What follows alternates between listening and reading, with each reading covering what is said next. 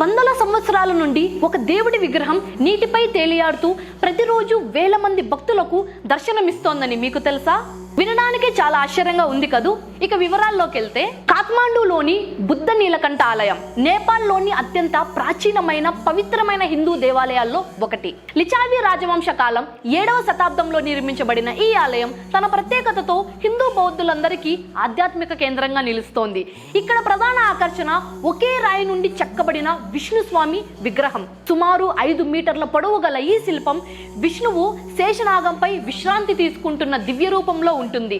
ఆయన 4 చేతుల్లో శంఖం, చక్రం, గద, మాణిక్యం ధరించి ఉండటం విశ్వ సృష్టి పరిరక్షణ శక్తులకు ప్రతీకగా నిలుస్తోంది.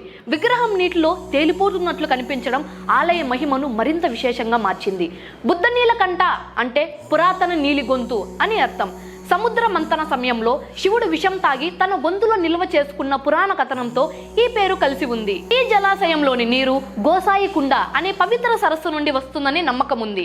హిందువులు విష్ణువుగా, బౌద్ధులు అవలోకితేశ్వర రూపంగా భావించే ఈ ఆలయం 2 మతాల సమన్వయానికి ప్రతీక.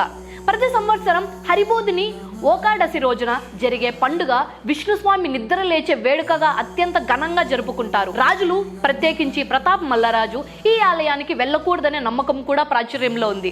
అయినా ఇది శతాబ్దాలుగా భక్తి, సంస్కృతి, ఆధ్యాత్మికతకు ప్రతీకగా నిలిచి భక్తులకు ప్రశాంతతనైతే ప్రసాదిస్తోంది. ఫైనల్ గా ఈ మిస్టీరియస్ టెంపుల్ గురించి మీరేమనుకుంటున్నారు? మీలో ఎవరైనా ఈ టెంపుల్ ను ముందుగానే విజిట్ చేస్తుంటే కామెంట్ లో ఓం నమో భగవతే వాసుదేవాయ అని టైప్ చేయండి.